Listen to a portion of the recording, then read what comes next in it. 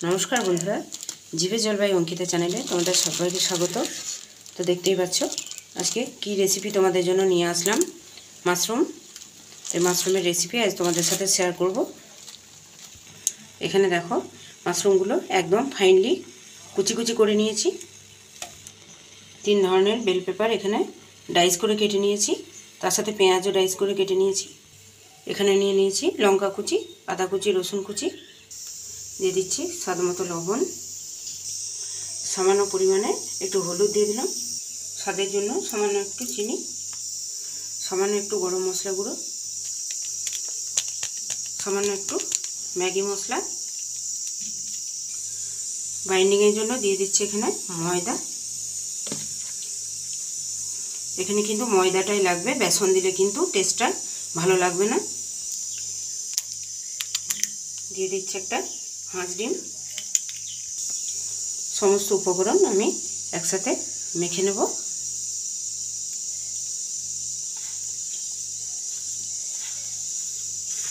एखाने आमी हाঁসের ডিম ব্যবহার করছি, তোমরা চাইলে পোল্ট্রি ডিমও ব্যবহার করতে পারো।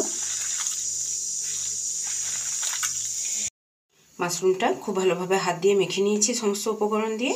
এখন শেষে আবার একটু গোলমরিচের গুঁড়ো দিয়ে আরেকবার মেখে নেব। আমি একটু বেশি করেই গোলমরিচের গুঁড়ো দিলাম, তোমরা তোমাদের ঝালটা একটু বুঝে নিয়ে কমিয়ে বা বাড়িয়ে নেবে। এদিকে গ্যাস জেলে কড়াই বসিয়ে আমি সরষের তেল আগে থেকেই গরম হতে বসিয়ে দিয়েছিলাম।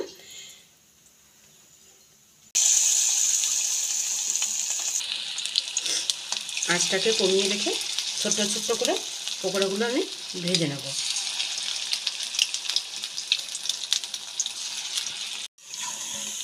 এরকমভাবে লাল লাল করে পকোড়াগুলো ভেজে নেব।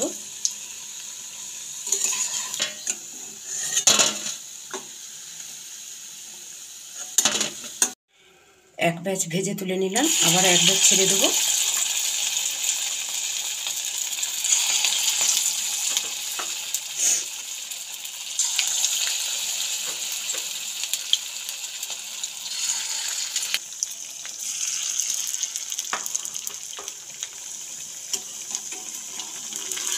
এই ব্যাচটাও উল্টে পাল্টে পকোড়াগুলো ভেজে নিয়ে আমি ফিরে আসছি।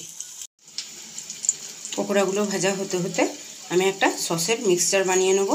তো তার মধ্যে এখানে 2 থেকে 2.5 চামচ মতো দিলাম চিলি সস,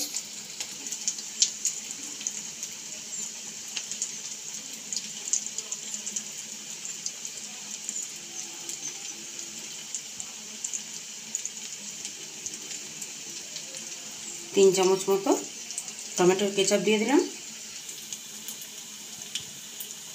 আর 1 চামচ সয়া সস দিয়ে দিলাম। সয়া সস এবং চিলি সসের থেকে টমেটো কেচাপ বা টমেটো সসটা যেন একটু বেশি হয়, তাহলে স্বাদটা ভালো লাগবে।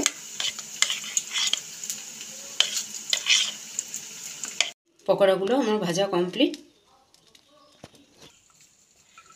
এখন ওই তেলের মধ্যে দিয়ে দিচ্ছি রসুন কুচি, আদা কুচি,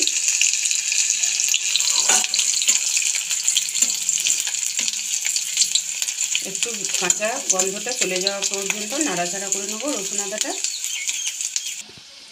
এখন এই যে পেঁয়াজ ক্যাপসিকামের টুকরোগুলো তেলের মধ্যে দিয়ে দেবো।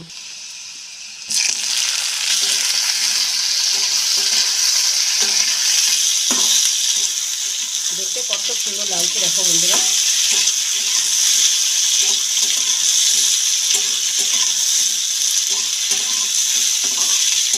এটা কিন্তু খুব বেশি নরম করে ভাজবো না, হালকা একটু সতে করে নিলেই হবে। এখন দিয়ে দিচ্ছি কাঁচা লঙ্কার কুচি,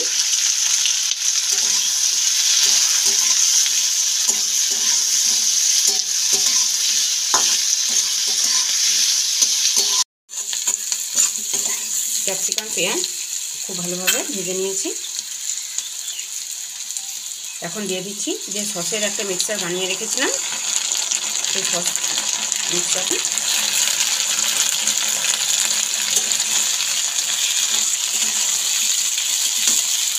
বন্ধুরা এখানে আমি লবণ হলুদ দেবো না, কারণ সয়া সসটাতে যে পরিমাণ লবণ থাকে ওইটাতেই মোটামুটি অ্যাডজাস্ট হয়ে যাবে, তাই এক্সট্রা কোনো লবণ দেবো না। এবারে তোমরা কিসের সাথে খাচ্ছ সেই অনুযায়ী বুঝে নিয়ে লবণ চাইলে দিতে পারো। এখন দিয়ে দিচ্ছি ভেজে রাখা মাশরুম পকোড়াগুলো।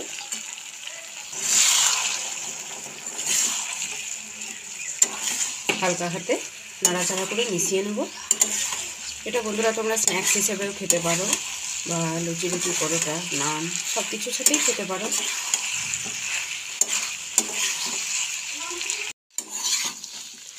কম আছে হালকা হাতে মিক্স করে নিলাম।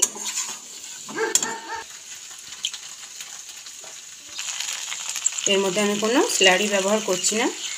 যে থালাটায় আমি মাশরুমের মিক্সচারটা বানিয়েছিলাম সেইটার থালা ধোয়া জলটাই দিয়ে দিচ্ছি।